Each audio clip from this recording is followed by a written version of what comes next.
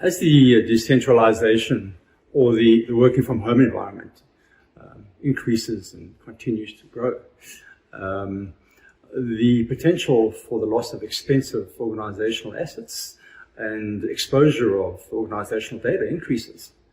An estimate of 60% of organizations today use disparate systems that are outdated, inaccurate, incomplete, with 30% of these organizations using spreadsheets or not choosing to manage their assets at all. Leaving organizations in the dark in the sense of visibility into the asset registers and the risks that come with that.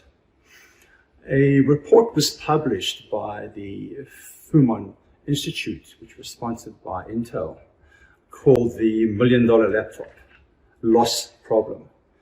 It was a benchmark report that looked at 300 organizations, and the outcome was, on average, a loss of 260 laptops per organization. Now, if you take that in context of our current working environment and the same premise, you would imagine those results would be far worse. Take into consideration the replacement of lost assets, the loss in production and productivity, and most importantly, the idea of data breaching. Data breach today, in its context from old, is no longer a brute force attack on a server or a client or an organization's server base or mainframe.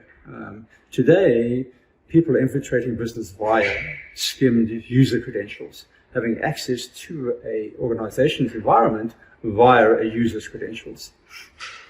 So today, in the tough economic environment and the constraints we're working under, an organization doesn't want to be in a position where it's now placing unnecessary strain on its financial resources by purely not wanting to have a look at what asset management technology has to offer.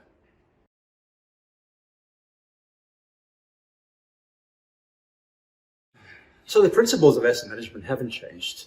We as an organization, can we track and trace our assets? Can we report on its usage and its return on investment? And manage custodianship? Okay, these are key fundamentals. And with the developing technology of cloud-based computing, we're doing it faster, we're doing it smarter, and we're doing it more accurate. So inflexible enterprise asset management solutions that have expensive OEM hardware, okay, a centralized asset management approach with restricted and expensive interfaces will not fare well in the next decade. With the development of cloud-based computing and Internet of Things, IoT, you will find this will facilitate the way companies share, manage, and organize data across multiple platforms and multiple systems. A good example of that would be, for example, the eSIM technology, to be used primarily right now in laptops, which provides a real-time location and usage, as well as custodian management on a laptop. So if a situation arises where there is a loss or there is a theft of a laptop, intervention can be almost swift and immediate to minimize any kind of data breach or cost to the organization.